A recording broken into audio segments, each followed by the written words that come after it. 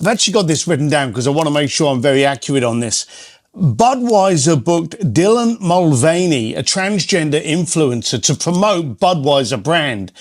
Didn't do too well. It actually failed to the tune of a $1.4 billion in sales decline and a $27 billion reduction in stock valuation. That's B for billions. Now, Harley Davidson did the same thing and actually started sponsoring Pride months and equal opportunity and many different things like this under what was called the DEI initiatives. John Deere, Harley Davidson, most American companies got hit that they had to actually start doing more things to show that they were more of, I don't want to use the wide word, but a woke community.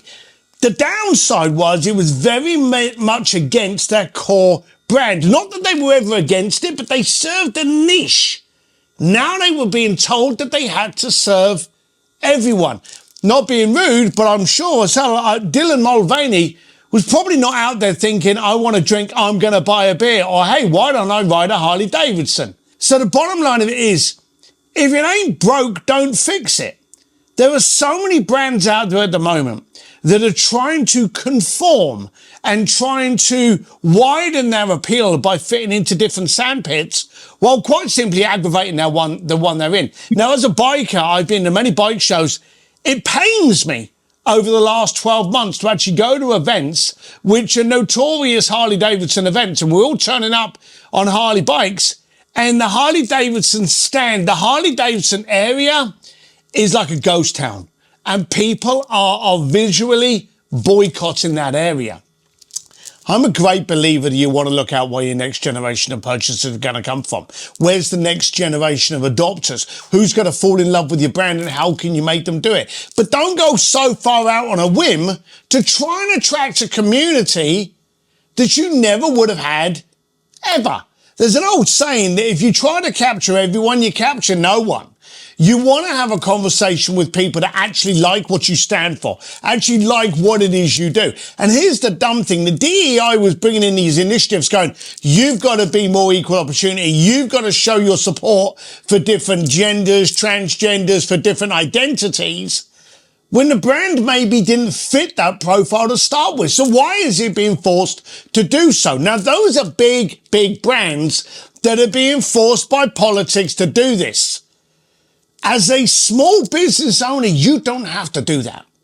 I'm saying the riches are in the niches. I'm saying quite clearly, know your brand, speak to your people, and if you alienate people, they probably would have never done business with you in the first place. Haters are very noisy, but they're not very supportive, and they would never have actually taken you on. So don't worry about them too much. We want to be able to focus on what works. The downside is, most executives are confused with being entrepreneurs, and that's not the case. A lot of executives have worked their way up in that business, in that genre, in that sandpit, and they've pegged their way up to the position they're in now. And congratulations to them. They know how the beast of that brand works.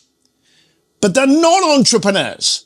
They're not there to move with the flow. They're not there to take the next arc or to bring in the newest technology. And a very large ship is very hard to suddenly steer back. And that's what these brands are. The beer brand serves a beer to people that like to go to a game, tailgate and drink a beer on a Saturday night over a barbecue.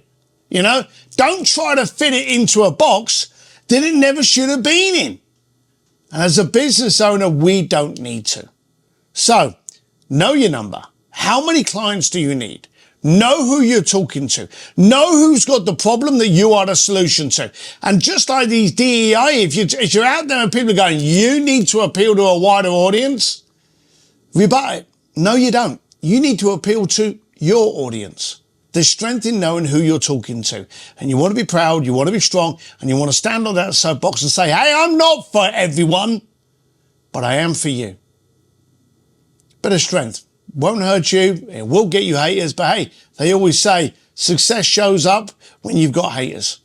Enjoy it.